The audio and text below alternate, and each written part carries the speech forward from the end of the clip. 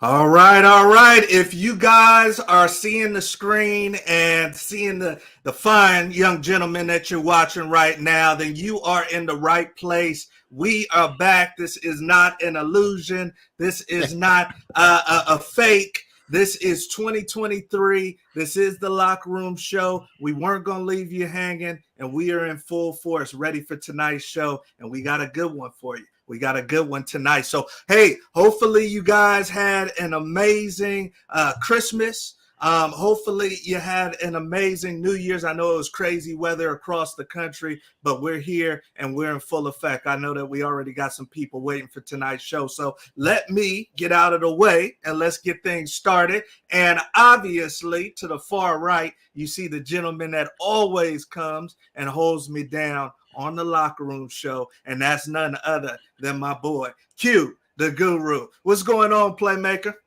Well, Coach, it's 2023, man. It's Jordan year, man. You know that, We yeah. ready to get Jordan it year going and right my off year. the bat.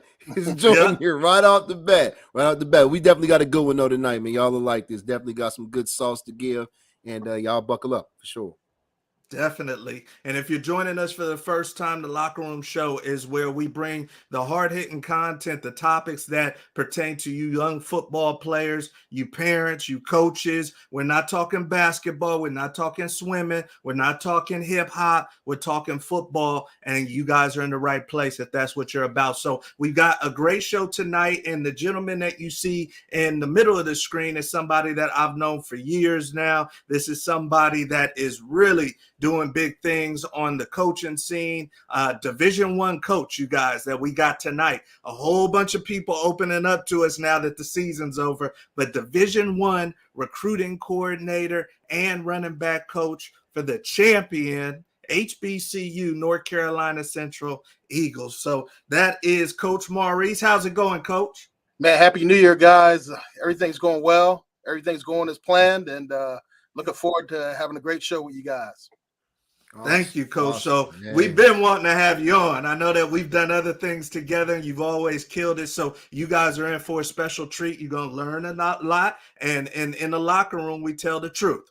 So if you guys got comments, questions, I know we got some of our regulars with us tonight. Put them in the comment section so we'll knock it out. So once again, Coach is with North Carolina Central. Some of you guys who may be watching, whether it's live or recorded, this might be up your alley. Some of you young football players, some of you coaches that might have some athletes that still need to find a home, North Carolina Central might be it. You need to check it out. So we've got Coach Maurice, and in the Locker Room Show, you guys, we get into the topics that pertain to you. So we got another great show, and let me get into the first topic. And this is something obviously we all know about, unless you've been under the rock for the last month.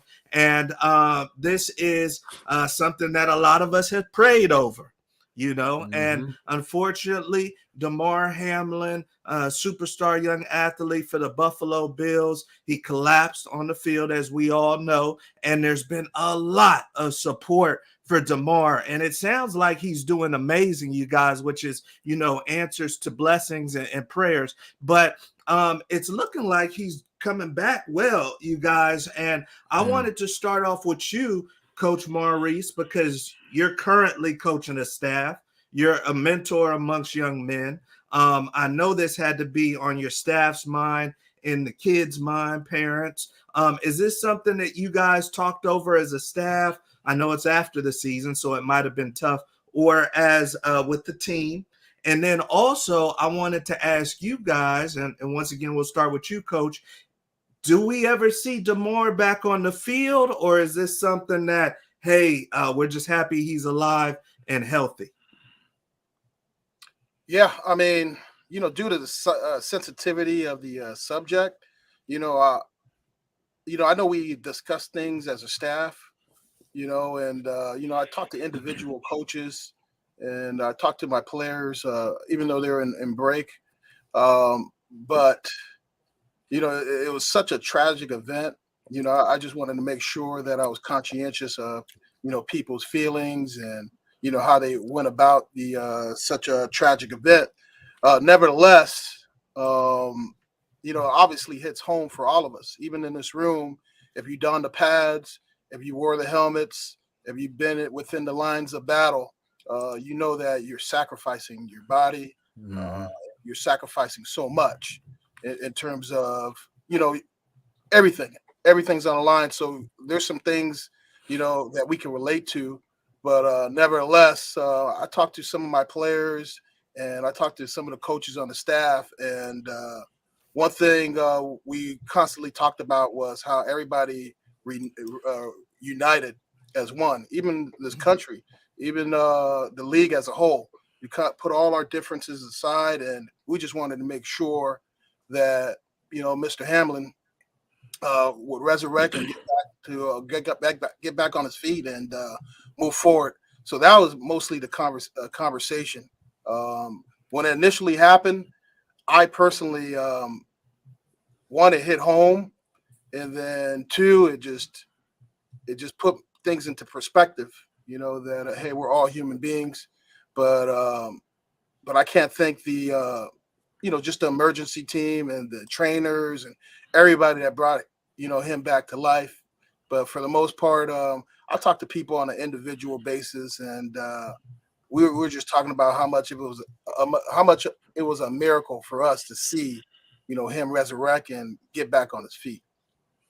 No, that's amazing, Coach. And like you said, it hit home, especially if you've been on the field and you've seen one of your brothers down, but nothing ever like this. And you could tell by the devastation on the players' faces that it was serious. Q, I know we were gone on break. We didn't get a chance to really dive deep into this, and we would have been right on it right away. For you, do you think that he should ever step on the field again, or do you think that it's something where he just needs to say, hey man, that was it and it was a great career? It's really hard to say. It's hard to really say what's in the heart of a man, really. It's gonna come down to I know it's going to be if he did want to go that direction, it's going to be a ton of tests that he would have to undergo. But that's risky. That's, something having to do with your heart is right up there, obviously, with a brain injury. So it's really, really hard to determine. I think the perspective that we've realized is, as much as we all love the game, is how small part of the game is in regards to a whole life. That like this is a small portion of a player's life, is why, like Coach said, while they're suiting up, with helmet and pads on. So we'll just have to see. It's going to come down to what the doctor's saying, maybe what he wants to do. Love to see him back on the field. He's a good, solid player, great player. Love what he's doing with his organization as well. But only time will tell, Coach. We'll just have to sit back and see. We definitely hate seeing this for sure. Yeah. And once again, he is trending in the right direction. So this is beautiful news. And once again, like Q said, great job. If you donated, if you didn't, the prayers, everything helps. His foundation is rocking and raised millions of dollars. Yeah. So, this has turned into a great story. So good news, and hopefully much more good news for young Damar. We're on to our next topic, you guys, and this is obviously something that Coach is feeling good about. This was a good holiday season for him, but the North Carolina Central Eagles, they beat big-time Jackson State. This was something that I know a lot of people didn't see coming or didn't think North Carolina Central was going to beat them. So I wanted to take a different approach to this question, Coach. And I wanted to ask you, because you're preparing for this big game. This is the biggest game for many of these young men. Some of the young men that are watching this show are going to be playing in big games in the future. Mm-hmm. When did you guys know as a coaching staff that your team was ready, that your team was dialed in, that your team was able and going to make this happen?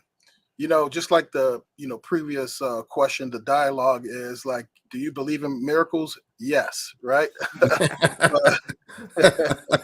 Based off the circumstance and the platform. Nevertheless, I got this job last year in February. and during the interview process with Coach Oliver. And this is a little secret I'll share with you guys. Anytime I'm interviewing for a job or opportunity per se, all I want to know is if the head coach believes in the players, and our head coach believes in the players. That's huge. Reiterating that, and then our offensive coordinator, then all the coaching staff, and that really set the tone because the first day I got there, when I got to NCCU, we were doing mat drills, and I looked around, I'm like, man, you know what? We got a team here. We got a pretty good foundation, set by Coach Oliver. And once I jumped into spring ball, I'm like, man, you know what? I got some pretty good backs. Yeah. And once I saw us participate 100% for our summer program, I'm like, you know what? These guys are serious. And then I believe there was one practice in fall camp where it's probably one of the better practices I ever been around in my life, ever. And I've been around this game since 1988. Wow. And I'm like, you know what? I've been around some championship teams. You smelled it. We got something. Yeah, you smelled it. Yeah. And I think the most important thing, too, is I call it loyalty management, and it all starts at the top. Our coaching staff really get along. And, I trust the guys around me. And I can't say the same about other staffs I've been on. And I think it trickled down to our guys where they like being around each other. We're involved in the community. And that led to our first game versus North Carolina A&T. And we delivered. And after that game, I knew that, we're going to face challenges. And I know we're going to face different variables, but we're going to get to our destination. And we won the MEAC. MEAC gives you a chance to get to the Celebration Bowl. And we just felt very confident leading into the Celebration Bowl because we felt like we offered some type of a different variable that they haven't seen. And we really believed in the game plans prescribed by our offensive coordinator, Coach Leone, and our defensive coordinator, Coach Courtney Cord, and our leadership of Coach Oliver. He really believes in the guys, and the guys never wavered.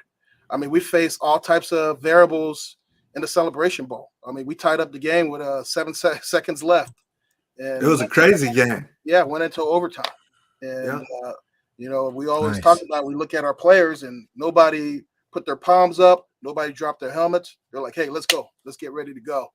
And, to answer your question, we were just really confident.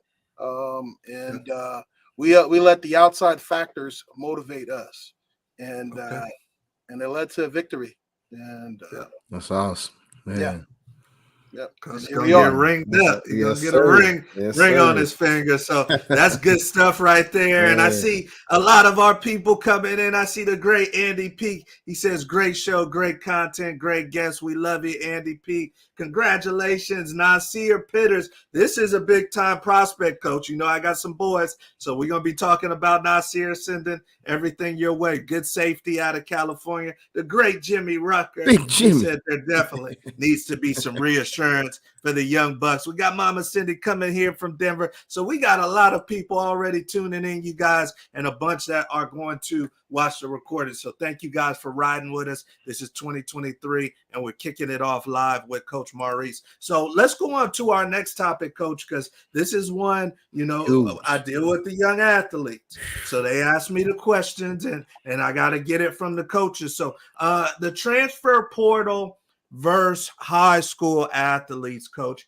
And right here we got an article, transfer portal hurting Arizona high school football seniors looking to sign early. Obviously we got superstars in the portal. This young man is going to looks like he's going to spurn Auburn for the ACC. And then of course we got Deion Sanders here saying that he thinks a little bit the transfer portal has affected high school players. So I want to get the mindset, Coach, for these young players listening, for these parents, for these coaches, these high school, junior college coaches. When you guys are sitting back in the staff room and you need a safety or you need a wide receiver, right. What's the dialogue as far as do we go high school, do we go portal? Yeah, we're a high school driven program, and Okay. you know, everybody's got their own different philosophies, but obviously we want to stay within the high schools of North Carolina, Virginia, South Carolina, and then we'll venture outside of our footprint. But we're more high school driven. I think we can use the transfer portal as a tool to fill in some gaps here and there, but our main priority is the high school kid. There's nothing Okay. like bringing the kid in and developing him, and you know, first and foremost, with me being here for a year, and I always talk about this, and this is my assessment. The first type of kid we're looking for is a self starter, right? I don't want to chase after a kid, right? If I give a kid an assignment or a questionnaire, I expect them to fill that out and get it back to me in accordance to, you know, the time I've prescribed. The next thing is a high achiever. We're going to ask you to make a big play beyond the playing field, meaning at our school, we ask our student athletes and our students in general to contribute 120 hours of community service, right, to graduate. And Okay. I think that's important, especially if you're trying to again sell the service and then also serving your larger purpose. And the next thing we ask our guys, or looking for, excuse me, is we want a kid that wants to be here. Right, it's going to mean something to wear that Eagle logo, and obviously after the things that transpire, I think that would be a lot more easier to find. You know, because a lot of people have expressed interest. A lot of kids have expressed interest of joining our program. Right. But at the end of the day, it's got to mean something for you to earn an NCCU degree and then also to wear that Eagle logo. That said, you know, you know, everybody has their way to skin a cat per se, but ideally we're high school driven, and I think it's important to recruit high school kids. There's a lot of good high school football players out there. I'll tell you what, uh, and this is the first time this has happened in my career. Now, when I walk into high schools, kids with quote unquote multiple offers or multiple interests from schools, we actually have a chance. Most important thing to know about our school is even though, yeah, we're HBCU, we're open to everybody. If you fit those qualities that I just I'm mentioned, glad you said that. then Yeah. we have an opportunity here for you. And if you really want to be here and the stars are aligned, I think that's very important that you express interest, and hopefully that interest is mutual. But the transfer portal, you know, it has its place, but ideally we're more high school driven. Right. Gotcha. No, I Yeah. appreciate you clarifying that, Yeah. coach. For And real. once again, you heard him say that he's for everybody. The HBCUs, you guys, are for everybody. You don't have to be African American, Black. You can be white, you can be Latin, you can be Polynesian. You know, they're looking for the right people. So Right. that's good that you For said sure. that, coach. Definitely good to know. We are on to our next topic, you guys, and I thought this one was a good one to bring up because this young man is Sauce. a budding superstar. Yes, Big Sauce. Sauce Gardner out of the New York Jets. He's right here buying Mama a Mercedes. He's got the big bow on it, and I thought this was interesting, you guys. He says that you know, I guess he grew up on a rough side of Detroit. And his mom was like, okay, I hear you on these big dreams and goals, but what's going to make you different? And he said the thing that came to his mind, he said it's something he felt he could control. And he said, Mama, I'm never going to smoke or drink. And supposedly he's stuck to that, you guys. So I want to go to you, Q. You know, when you talk about athletes smoking and drinking, probably doing some other stuff too. Right. It was a surprise to me, I'll be honest, going from high school to college, seeing certain activity. Mm-hmm. Um, how realistic do you think it is for a young man to stray away from these things? And what percentage, because this is the locker room, so Right. we're going to be truthful, Right. what percentage of college football players at the Division I level do you think partake in that activity?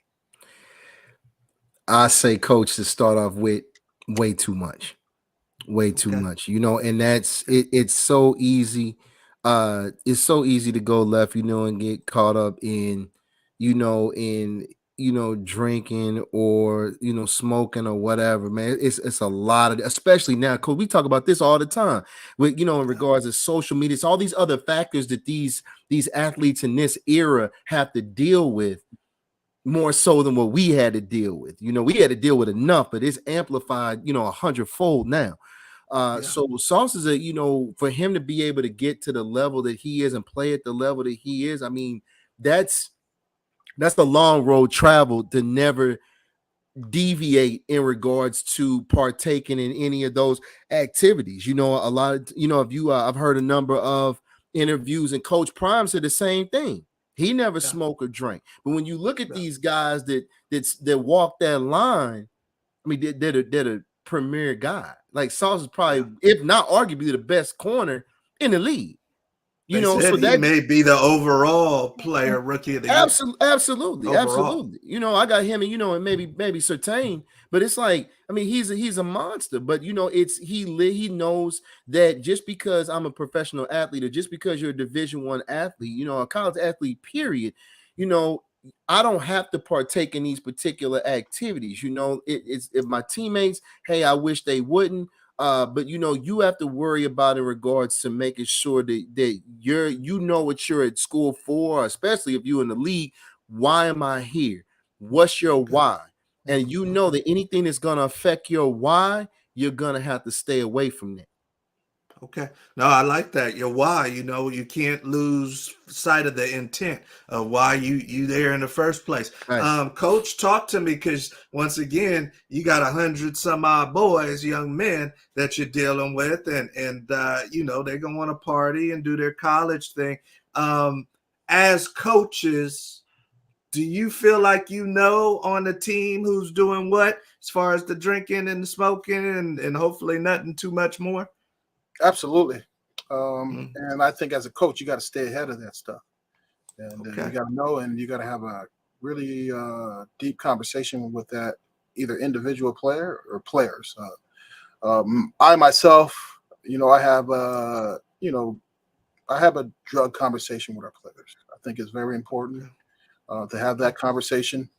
Q brought up some great points in response to, people that we look up to. Ironically, I looked up to Deion Sanders. And one of the first things I read about Deion Sanders, I think it was a Sports Illustrated 1989 cover when he first got out of Florida State, played for the Falcons, talked about not drinking alcohol, not ever having a drop of alcohol, and then reading years down the line, again, that he never drinks alcohol. Nope. My other favorite player, Walter Payton. I mean, he didn't even mess with that stuff. Yeah. That's people I looked up to, and it said a lot. And I grew up in Miami, Florida, and you can imagine the things I saw growing up, and I never wanted to fall down that path. Yeah. Nevertheless, the message I always share with my players, and I'll share with the audience here, is there's killers of student athletes, and alcohol being one of them, and drugs.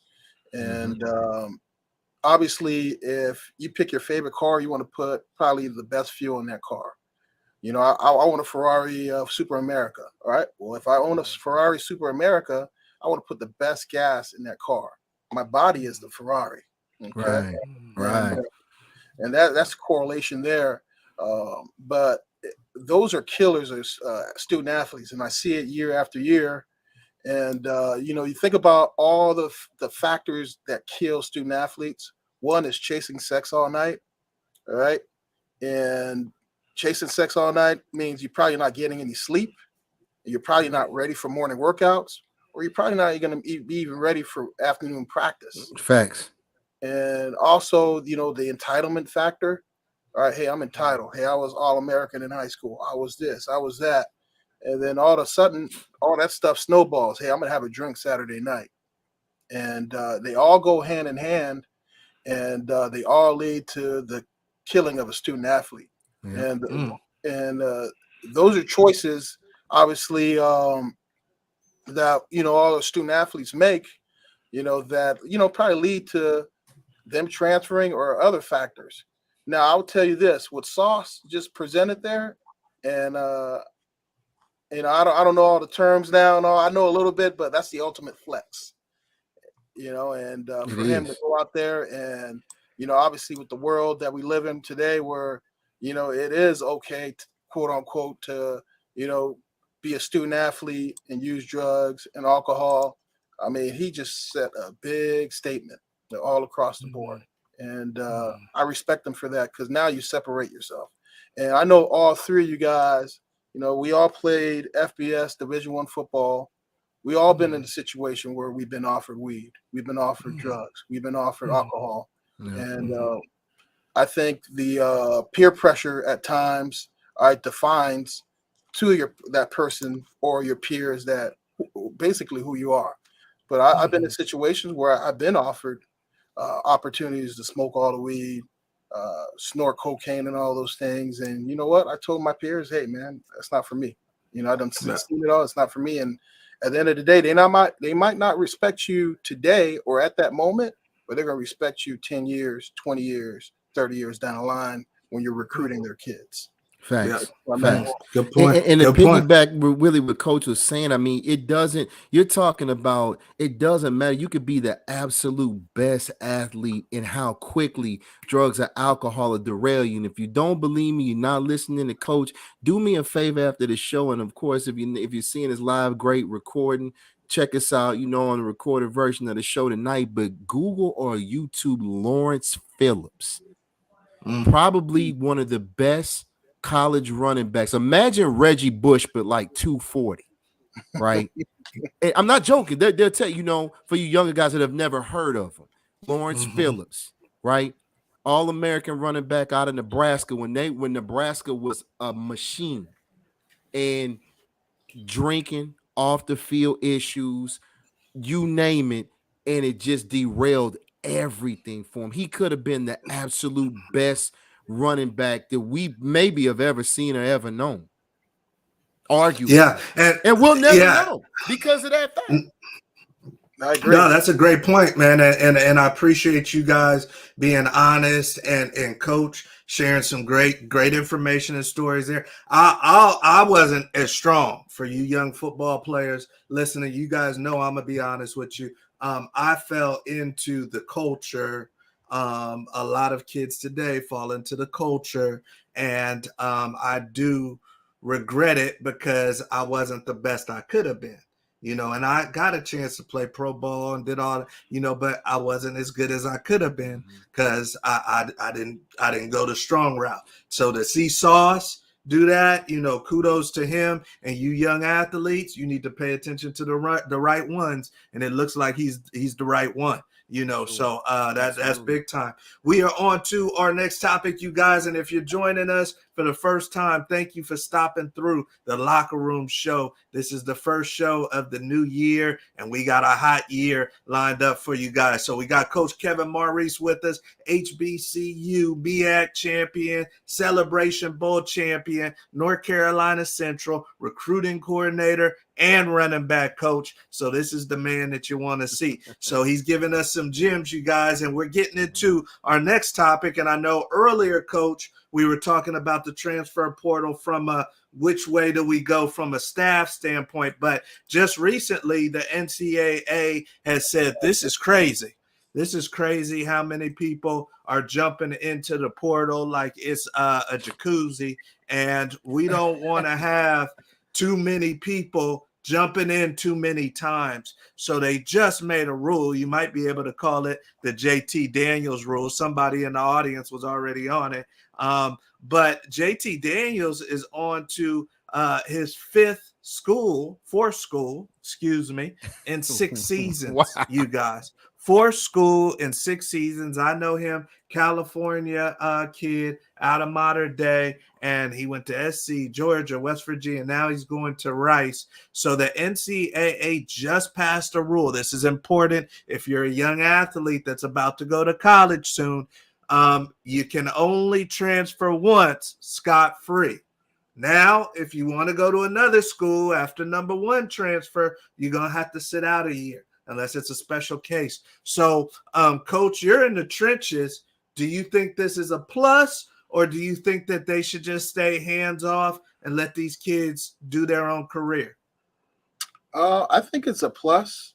However, I think a kid, any student athlete in NCAA institution should be afforded the opportunity to transfer at least one time. Now, when you take advantage of the system in such case, then that would draw a red flag. Right. And but I think there should be some type of rules in place, in order to govern, transfers and everything that's going on right now. Yeah, because there are some factors that are out of control. I've transferred, from one school to another, and to be honest with you, my theory is if a coach can leave to another school, why not the kid? But you don't want a case where a kid is transferring to 4 different schools in order to achieve what he needs to achieve. Now, if you transfer more than once, then that's where that notion needs to be addressed, in my opinion, because there might be different factors why a kid wants to transfer. And what I found out, even with my case, is the number one reason a kid transfer is because, one, he's confused about his situation and he's frustrated. That's the number one reason. Mm-hmm. And if we can find a way as coaches, as administrators, to alleviate a kid from transferring, then I think that's where you got to step in. But you can't be dismissive of a kid that wants to transfer, per se. Anytime a kid tells me, hey, he wants to transfer, I want to know why, and hopefully we can remedy that situation and get that kid to stay. Because, sometimes the grass isn't greener on the other side. Mm-hmm. And then also, you're worried about the well-being of the kid. And mm-hmm. for a kid, obviously, the transfer from multiple schools to multiple schools, I think as a society, we're setting the wrong message. There's going to be some times, you might transfer once, but man, you might have to stick it out. You might have to stick it out and fight through. But in terms of the transfer limitations, I think they're in a right wheelhouse, but obviously there's got to be other rules in place to govern what's going on right now within the transfer portal.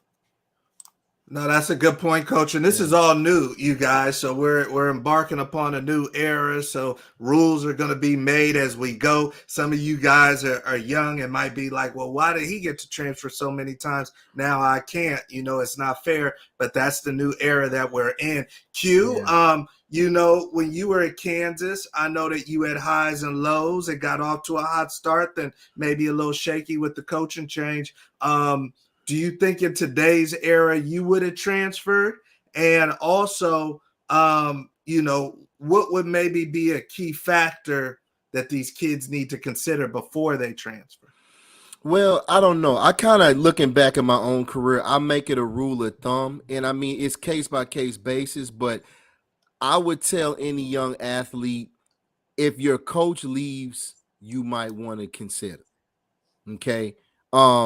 This is one of those things where same thing, I originally got recruited, at Kansas while Glenn Mason was still there. Same thing with you with Coach Newhouse. It's one of those things where I just strongly believe that it's something that particular staff saw in you that wanted you at that university. So if they go, you go where they go, or you find, like I said, you find an opportunity maybe somewhere else. But if at all possible, if your coach leaves, then you probably want, to see if it's an opportunity for you to do the same. I like individually, I like actually what the parameters that they putting on there, because you're especially, I think, even if you broke it down by position, you're going to see more quarterbacks than any other position, because the backup it's a lot of backup. You talking about leave? Yeah, in regards to hitting the transfer portal, because it's something about that second string quarterback that, and again, JT Tane, with him being a quarterback as well, no quarterback wants to be. I mean, no kid does anyway. But it's something about, those quarterbacks, that position, that prestige. It's like no one wants to be that second string quarterback because 9 times out of 10, you have a dog in front of you who knows when you're going to hit the field. And I always say a lot of kids don't want to stay in scrap, man. It's just not unfortunately, it's just not the mentality of a lot of kids. It's not the era that we're in as a whole, that they just want to stay and fight for that starting spot. It's too convenient to leave. Yeah, so that's a great like point. The new rule. I like the new rule because, like Coach said, you got to stay and fight after a while. Absolutely. You got to stay and fight, man. After the first one, you got to stay and fight. Like, come on, and with JT Daniels, he might know.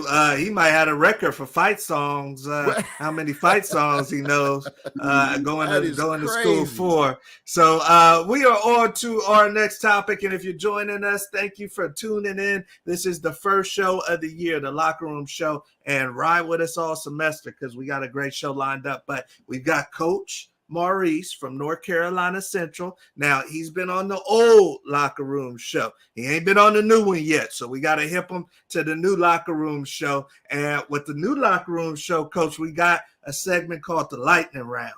And they love the Lightning Round on the Locker Room Show. And this is our opportunity, you guys. We're going to hit the sounder right there. This is our opportunity. Find out what Coach is thinking.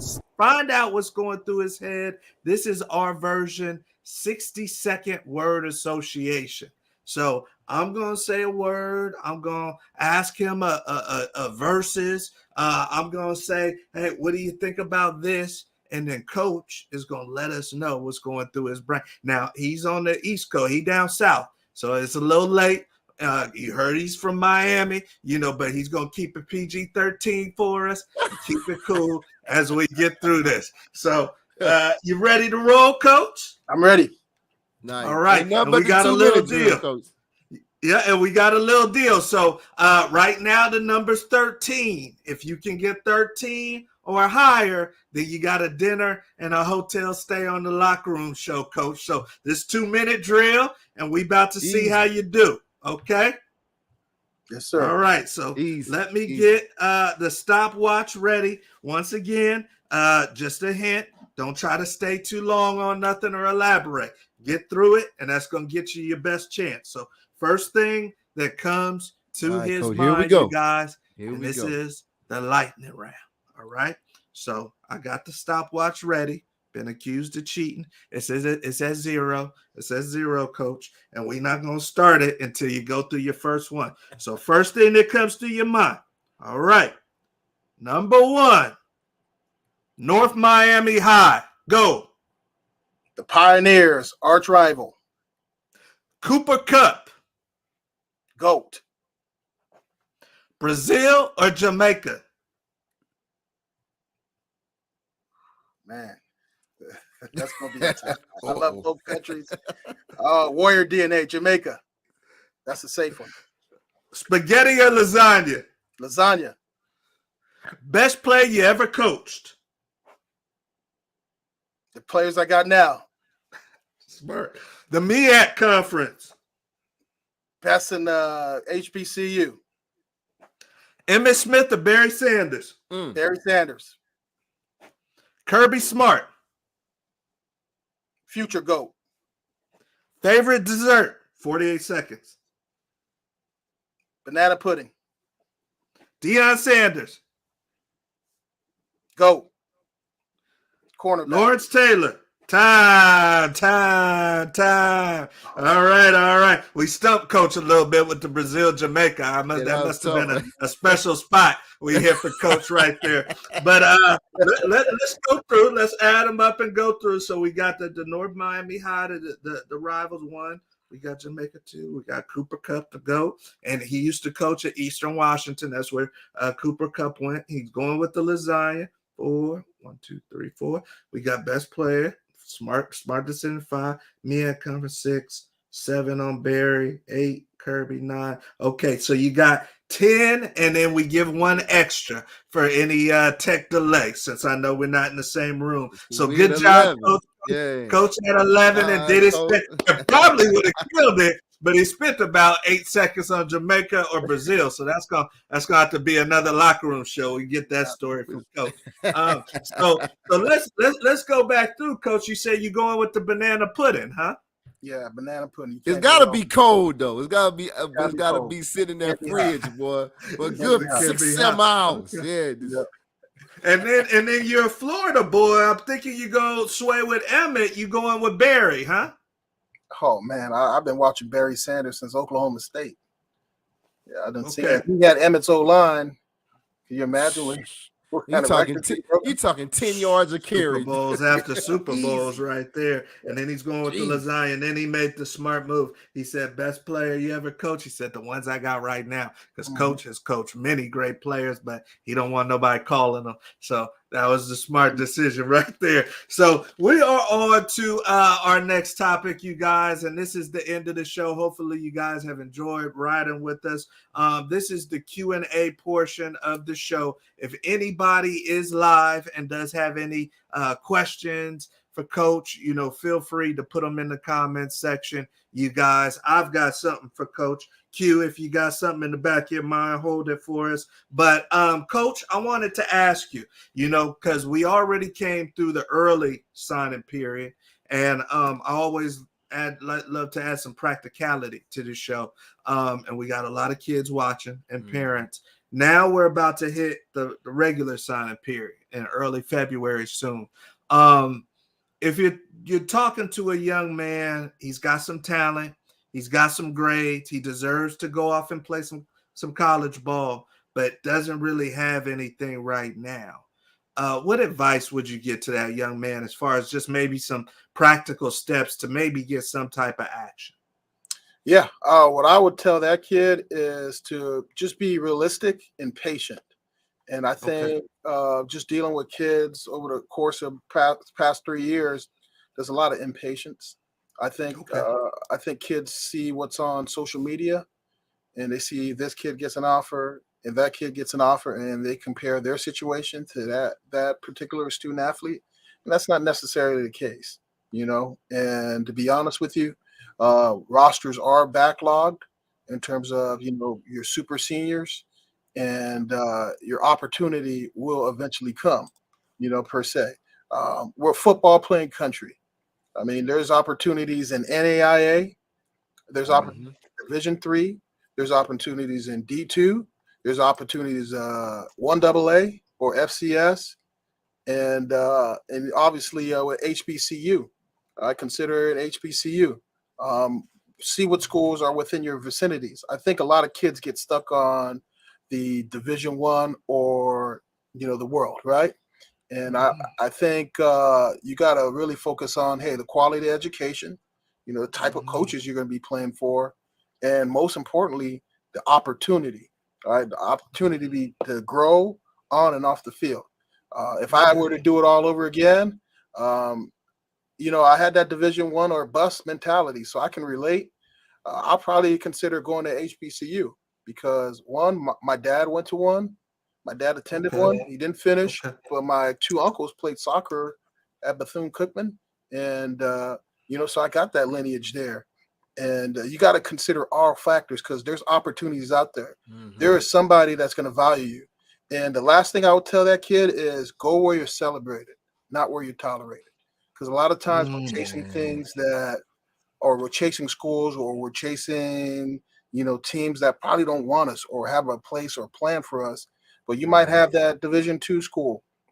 You might have that NAIA school who is a top 5 NAIA school. And to be honest with you, there's a lot of FCS teams that wouldn't play some NAIA schools because they don't want to get beat. And there's some NAIA schools that produce more NFL players than some FCS and Division I programs. So you got to consider everything. And the opportunities are out there. There's coaches out there looking, and obviously you got to find ways to contact coaches. Don't be annoying or anything like that, or don't try to bother them, but hey, present to them like, hey, I'm such and such, and I'm from this state, and this is what I've done. And I think some coaches out there will listen. I read emails every day. All right. Yeah. And you don't know where that email might take you. So yeah, consider all factors. Go to recruiting fairs. Go to camps. Communicate. No, I love that, Coach, Yeah. and you guys listening, or you guys that catch the recording, you young athletes out there, he's not Definitely. lying. He reads the emails, he looks at the DMs. I know some of you guys feel like you're on red or you're getting ghosted, and some of the coaches aren't as good as others, but Coach Maurice is definitely on top of it. I see a couple of questions coming through. Coach Maurice is on top of it. So, Coach, are you guys still open to 2023 athletes, or you guys shut down? Absolutely. Okay. We're never shut down. We're never shut down. Yeah, it's good to hear. He said they open for business. Good to hear. Any college coach tells you, hey, he's shut down, that's probably not true. There's always an opportunity, you know. And this is a championship. You know, he said also stay in your own lane. Don't worry about looking at everybody else's social media feed, because they're still recruiting. This is a champion coach. So if they're still recruiting, then of course everybody behind them is still looking for talent too. So that's good too. I see wifey jumping in. It says, yes, celebrated, not tolerated. She knows my journey, Coach, and met me in Colorado, so she can say that. And then great show right there, Victoria Jones. We love you guys for popping in. And then I do see a question. We got the NCCU alum. Oh, wait. My question is, outside of donating money for scholarships, what are 3 things alums can do to help with recruiting efforts to close the deal with recruits? Eagle Pride. I heard that. Any ideas, Coach? Yeah, I mean, alums now, obviously with the NIL, I mean, you know, they can make a contribution to the collectives. They can obviously, like say, for example, we're in a research triangle. Okay. All right. So you're talking about Durham, Raleigh, and you're talking about Chapel Hill. Right. You got Fortune 500 companies. You got all these research programs going on. Present opportunities, you know, to our student athletes to, you know, really look at, being an Eagle beyond the football field, or representing NCCU in those corporate levels. Yeah. I mean, there's so many other things, you know, you can do other than obviously contribute money, and obviously offer time to mentor some of our student athletes. I think that's very important.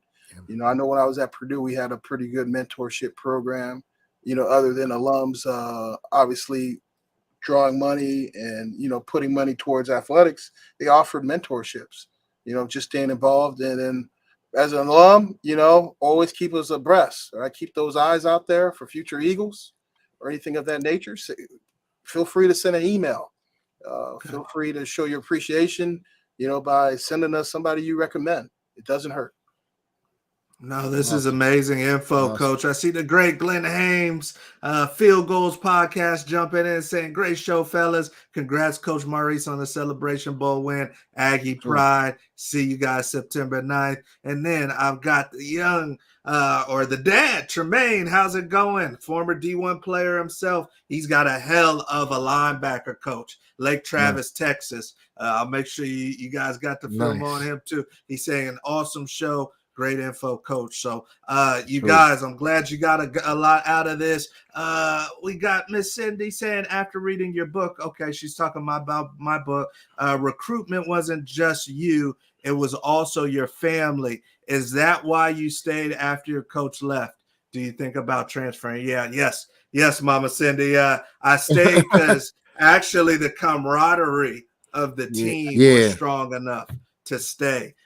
You know, we were pretty bonded tight, so that's why I stayed. But in today's climate, it's different.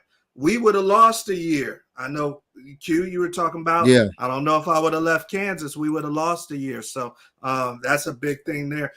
Q, anything before Coach gets out? Just anything off, you know, the HBCU experience or anything on your mind?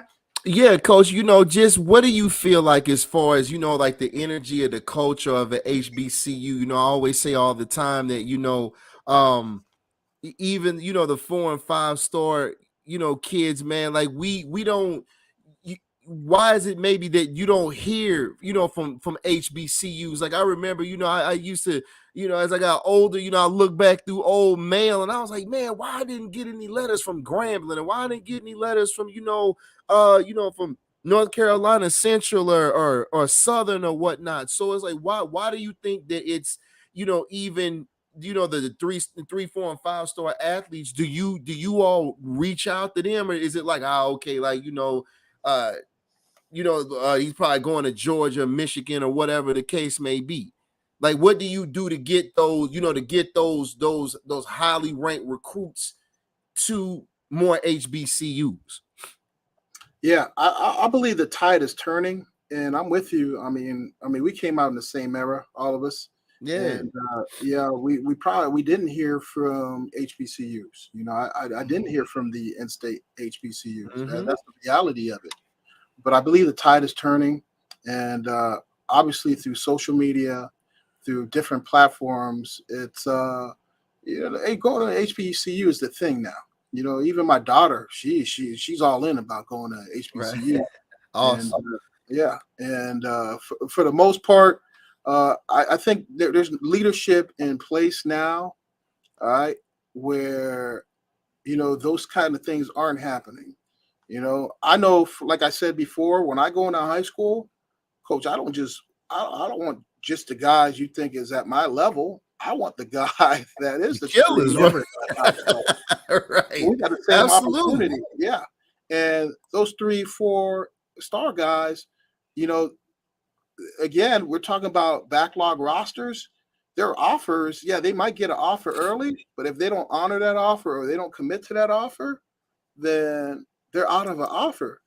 And sometimes the only offer they probably got is probably us. And that's where we're able to land some guys that within our recruiting class. Mm-hmm. And we got a player on our team. He's a tight end for us.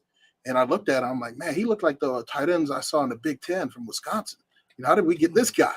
Yeah, he's just one of those kids. Those 3-star. He's a 3-star kid that landed with us. Fell through the cracks. Yeah, absolutely. That's awesome. I think one good thing about our head coach, Coach Trey Oliver, is he leaves no stone unturned, and he's going to shoot his shot. And I learned that too. When he's like, "Hey, when you guys go in these high schools, we got to yield the best players possible."